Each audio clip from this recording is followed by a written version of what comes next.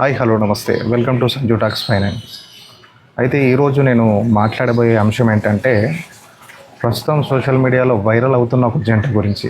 ఆ జంట ఆల్మోస్ట్ విడిపోవడానికి ఛాన్స్ వచ్చింది, బట్ అయినా కానీ సమయం ఏంటో కానీ తర్వాత కలిసిపోయారు.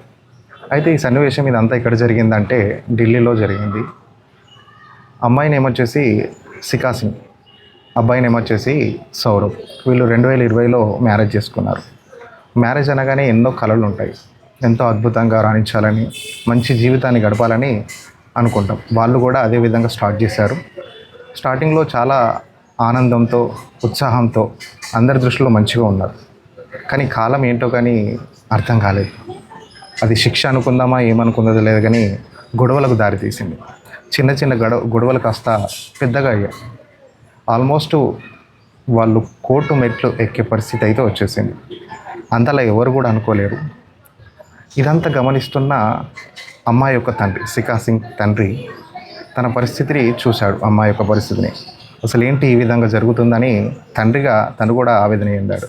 తన కూతురు చెప్పే మాటలు మొత్తం కూడా వింటూ వస్తూ ఉన్నాడు.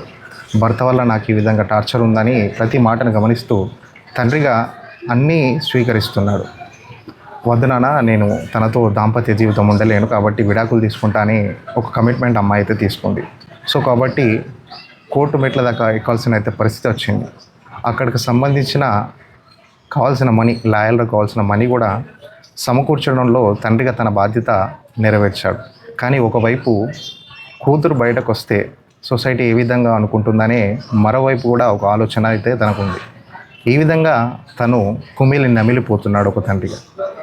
కూతురుగా తను మ్యారేజ్ చేసుకుంది, కానీ దాంపత్య జీవితంలో మాత్రం రాణించలేకపోతుంది. కాబట్టి ఇక్కడతో తనతో జీవితాన్ని స్టాప్ చేసి కొత్త జీవితాన్ని ప్రారంభిస్తామని సికా సింగ్ యొక్క ఆలోచన. మరి సౌరభ్ ఏ విధంగా ఉంటాడు ఇక్కడ, మీరు కూడా ఒకసారి ఆలోచించండి. తను కూడా ఎంత నచ్చబుచ్చి చెప్పినా కానీ కుదరని ముచ్చట కాబట్టి ఆల్మోస్ట్ తను కూడా ట్రై చేస్తున్నాడు. ఆఖరికైతే కోర్టులో పెట్టిన అంశం ఏంటంటే కూడా సౌరభ్ మీద కట్నం వేధింపుల కింద ఒక కేసు అయితే పెట్టింది.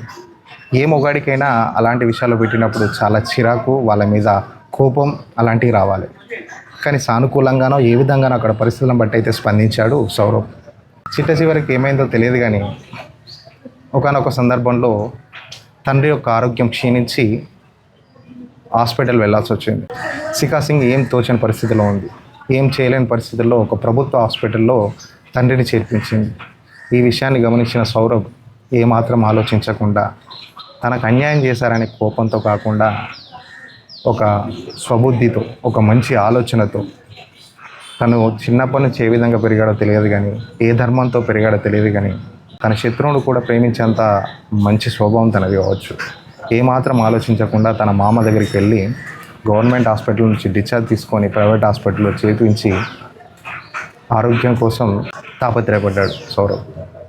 ఇక్కడ గమనించినట్లయితే మనమంతా కూడా ఏ విధంగా ఉంటుందంటే సొసైటీ ఈ రోజులలో మనకి అన్యాయం ఎవరైనా చేస్తే ఏమాత్రం తట్టుకోకుండా తిరిగి మనం కూడా వాళ్ళకి ఏదో ఒకటి చేయాలని ప్రజెంట్ అందరూ ఆలోచిస్తారు. కానీ ఆ విధంగా ఇక్కడ జరగకుండా మాత్రం సౌరవ్ నా వాళ్ళే అనుకొని దగ్గర తీర్చుకున్నాడు.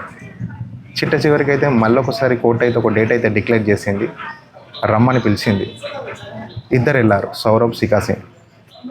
సికా సింగ్ ఏమాత్రం ఆలోచించకుండా తన భర్తను కౌగలించుకొని ఏడ్చేసింది.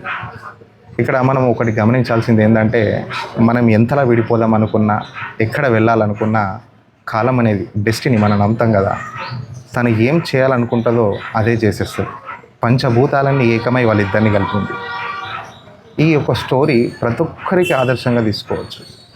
ఈ మధ్యలో ప్రజెంట్ ఇప్పుడున్న జనరేషన్లో కూడా పెళ్ళిళ్ళు అవ్వగానే చేసుకుంటారు, కానీ ఒక 2-3 ఇయర్స్ కాగానే గొడవలతో స్టార్ట్ అవుతుంది.